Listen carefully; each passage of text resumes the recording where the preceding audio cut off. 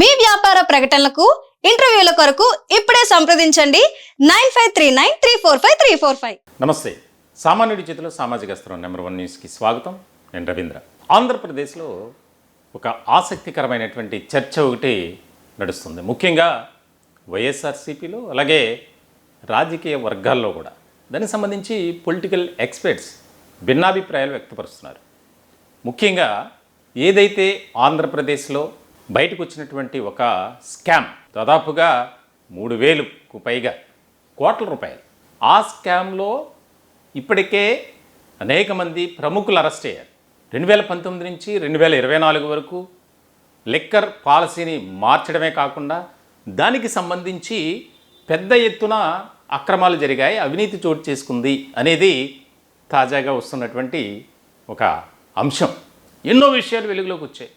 దానికి సంబంధించి కర్త కర్మ క్రియ రాజ్ కసిరెడ్డి ఈ వ్యవహారంలో కీలకమైనటువంటి ఆధారాలు సేకరించారు, సాక్ష్యాలను గ్యాదర్ చేశారు. తాజాగా మరొక అనుబంధ ఛార్జ్షీట్ దాఖలు చేసింది. ఎవరైతే A1గా ఉన్నటువంటి రాజ్ కసిరెడ్డి ద్వారా మిథున్ రెడ్డికి, ఆ తర్వాత జగన్మోహన్ రెడ్డికి కోట్లాది రూపాయలు అందాయి. అంటే రాజ్ కసిరెడ్డి టు జగన్మోహన్ రెడ్డి వయా మిథున్ రెడ్డి. ఇదొక కీలకమైనటువంటి అంశంగా మారింది. రాష్ట్రాన్ని పరిపాలించమని ప్రజలు ప్రజాక్షేత్రంలో ఒక అవకాశాన్ని ఇచ్చారు. దానిని అక్రమాలకు పాల్పడుతూ అవినీతి చేస్తూ ఏ రకంగా ఇష్టారాజ్యంగా వారు ముందుకు వెళ్ళారో మనం చూస్తూనే ఉన్నాం. ఇటువంటి క్రమంలో వైఎస్ జగన్మోహన్ రెడ్డి తీరుపై విమర్శలు, ఆరోపణలు, అసంతృప్తి, అసహనం, నిర్లిప్తత, నిరాశ, నిస్పృహ ఇది ప్రధానంగా పార్టీలు. అలాగే అరెస్ట్ అయ్యి జైల్లో ఉన్నటువంటి వ్యక్తులు, వారి కుటుంబ సభ్యుల్లో ఇక్కడ చాలా ముఖ్యమైనటువంటి అంశం ఇది. ఏంటంటే ఇతర కేసుల్లో అరెస్ట్ అయ్యి జైల్లో ఉన్నటువంటి వారిని పరామర్శించినటువంటి జగన్మోహన్ రెడ్డి ఈ లిక్కర్ స్కామ్ కేసులో అరెస్ట్ అయినటువంటి వారిని ఇంతవరకు పరామర్శించలేదు. కనీసం వారి కుటుంబ సభ్యులకు ధైర్యం చెప్పలేదు. ఇప్పుడు ఇదే ప్రధానమైనటువంటి అంశంగా ఒక చర్చ నడుస్తుంది. ఏదైనా సరే ఒక టీం వారికి వచ్చినటువంటి కష్టం కానీ, వారికి కలిగినటువంటి ఇబ్బంది ఏదైనా ఉంటే దానికి సంబంధించినటువంటి టీం లీడర్ కూడా కాస్త బాధ్యుడిగా చూసుకుంటారు, ఉండాలి కూడా. అందులోనూ రాజకీయ పార్టీ అంటే ఇంకెలా ఉండాలి? తమను నమ్ముకున్నటువంటి వ్యక్తులు కానీ, నాయకులు కానీ, కార్యకర్తలు కానీ, సహచరులు కానీ, సన్నిహితులు కానీ, శ్రేయోభిలాషులు ఇటువంటి వారికి కష్టం వస్తే ఆదుకోవాలి. కానీ జగన్మోహన్ రెడ్డి ఎందుకు ఆ విధమైనటువంటి విధానంతో, వైఖరితో ముందుకు వెళ్తున్నారు అనేది ఇక్కడ చాలా ముఖ్యమైనటువంటి పాయింట్గా మారింది. ఈవెన్ మాజీ మంత్రి బుగ్గన రాజేంద్రనాథ్ రెడ్డి కుమారుడి వివాహ రిసెప్షన్కి వెళ్ళినటువంటి అంత తీరుకున్నటువంటి జగన్మోహన్ రెడ్డి కనీసం విజయవాడ కానీ ఇతర జైల్లో ఉన్నటువంటి వారిని ఎందుకు పరామర్శించట్లేదు? అందులోనూ అరెస్ట్ అయినటువంటి వారు జగన్మోహన్ రెడ్డికి అత్యంత సన్నిహితులు, చాలా సమీపస్తులు.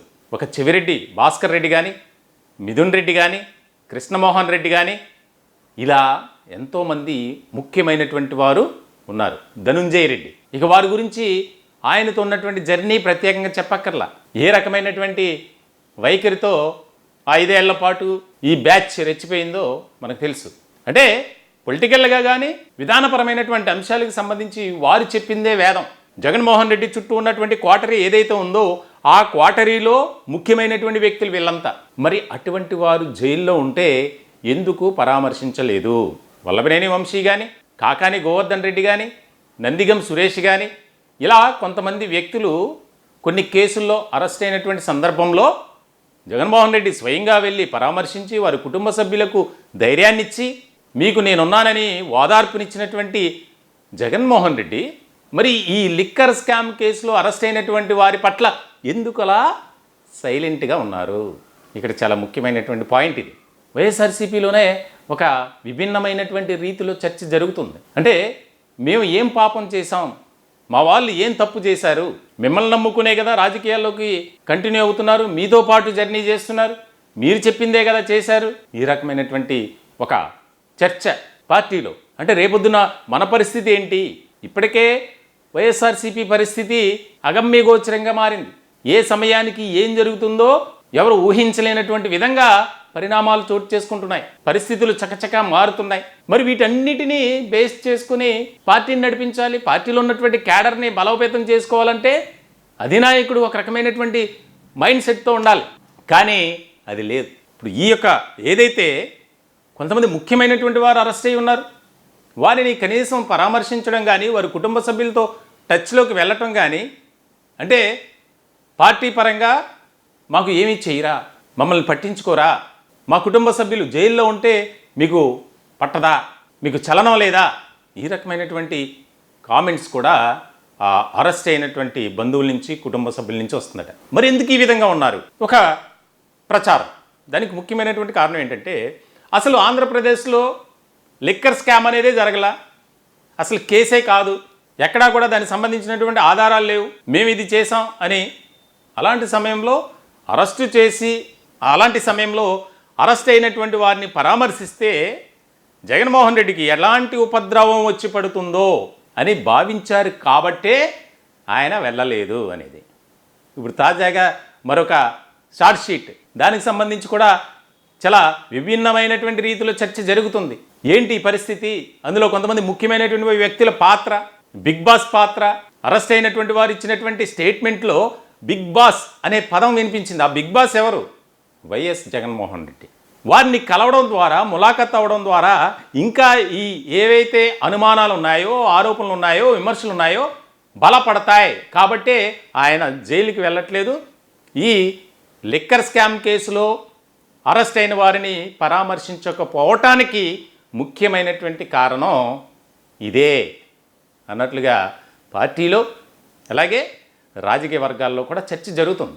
కానీ ఇక్కడంతా జరిగింది పాత్రధారి, సూత్రధారి జగన్మోహన్ రెడ్డి అనేది ఇదేదో మేం కావాలని చెప్తుంది కాదు. వస్తున్నటువంటి వార్తలు, ఏదైతే ఈ కేసుని ఇన్వెస్టిగేషన్ చేస్తున్నారో అధికారులు బయటకు చెప్తున్నటువంటి అంశాలు, ఎక్కడెక్కడి నుంచి ఎలా డబ్బులు చేతులు మారాయి, ఎవరి ద్వారా ఎవరికి వెళ్ళాయి, ఇవన్నీ కూడా ఒక్కొక్కటిగా బయటపడుతున్నాయి.